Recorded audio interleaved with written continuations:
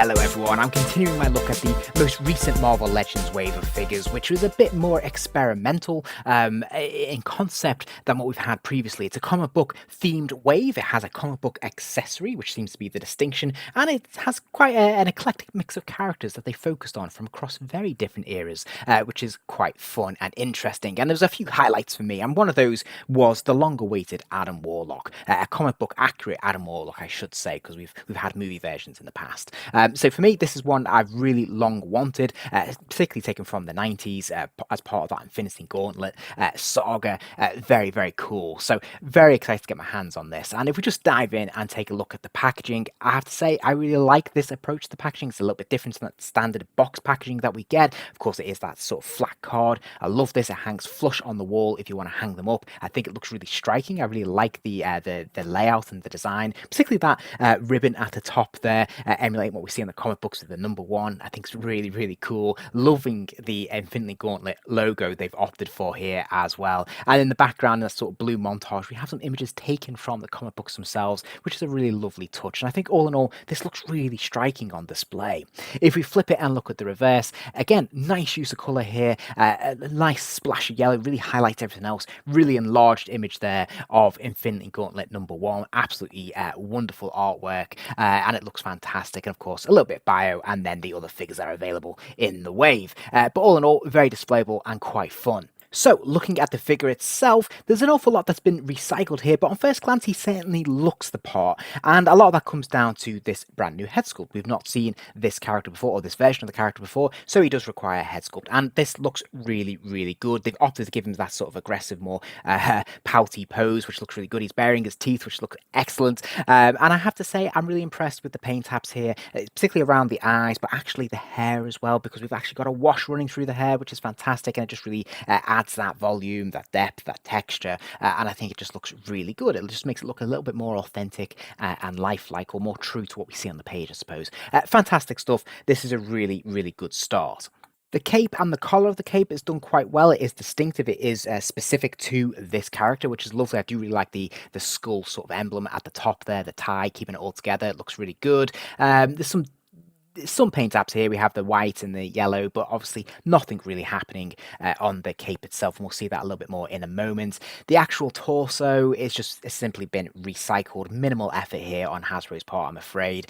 We've seen this body type used many times before. It happens to be a really good one. I'm not going to diss it from that point of view, as we'll see with the articulation. It's quite strong, but you know, there's not a lot happening here, especially for a character that is dressing mostly in black. It is just two-tone, black and red, throughout this costume, and yeah, you know, there's no washes, there's nothing really to draw the eye or make this give this bit more of that texturing that I was talking about, and so the figure feels a little bit flat as a result. It's a bit visually dull. Now the cape is a fairly hard plastic. There's a little bit of give in it, but it's not, you can't pose it, there's nothing you can really do with it. There are two uses of paint. We have the inner lining, the yellow, which is nice, but as you can see, there's absolutely no shading on the reverse whatsoever. He has a ball joint at the top of the neck, so in theory he should be able to rotate his head all the way around, but there's a little bit of resistance from the top of the collar there, as you can see. He can wobble his head from side to side, which is nice, and he can look down a little bit, but again, not a huge range of motion looking backwards because of the collar there.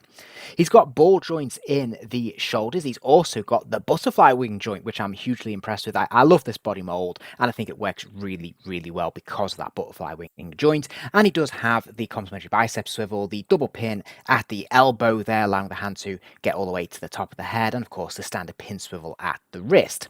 Now he does have a straight swivel at the waist, so of course he can rotate from side to side. He's got a complementary ab crunch there as well, so he can bend forwards a pretty good distance and backwards actually, which is really nice. Ball joints in the hips, legs will kick to the side. There's the thigh swivel. There's also the top of the boot cut swivel there as well, which is lovely. The leg will kick forwards, leg will go backwards a little bit, another double pin at the knee, so that lower leg will kick all the way back, and then we have the standard ankle rocker, so that foot will hinge forwards and backwards, and of course pivot from side to side. So all in all, really good stuff. He also has some really fun accessories, including an additional pair of closed fist hands, a scaled down Infinity Gauntlet, his staff, and the comic book accessory. The comic book is just essentially a hard plastic piece reprinting the cover of Infinity Gauntlet #1, which is fantastic. I love this artwork. Sadly, there's nothing on the reverse other than the Marvel Legends logo, so there's nothing to write home about there.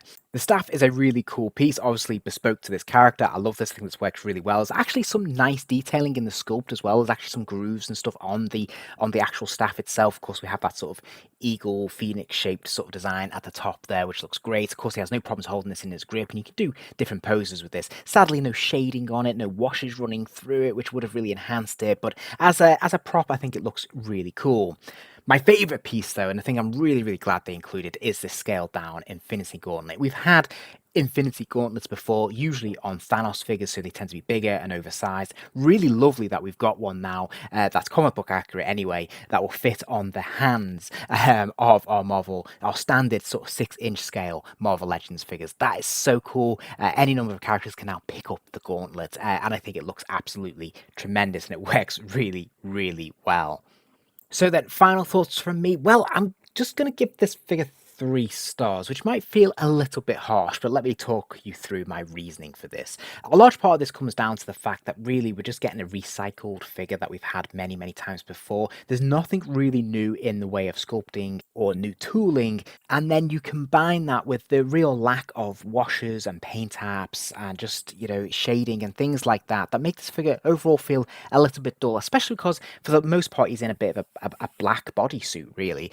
So you need something to really enhance this. Now, that could have been achieved with some washes or something like that, just to help the figure pop a little bit more. But as a result, he feels kind of flat, and it feels very much to me a bit of a cost-cutting exercise. It feels like this is a slightly more obscure character where they probably realize not a lot of people are going to want to flood out and pick this up. He's likely to be a peg warmer, and so they probably didn't want to put too much effort into this figure, so they've put the effort more into the accessories, which are fantastic. And whilst they have just recycled a previous figure, just popped a new head on it, I do like the sculpt they've gone for and the articulation scheme of that sculpt, because it works really well. There's a huge range of articulation here, which is really, really strong. So there's enough good stuff about this figure, and don't get me wrong, I'm absolutely delighted to have it in my collection at last. Especially this version of the character is a real treat, and I'm really glad to have him. But that being said, just looking at this as a figure, it does feel a little bit flat in places, and really what lifts this figure up is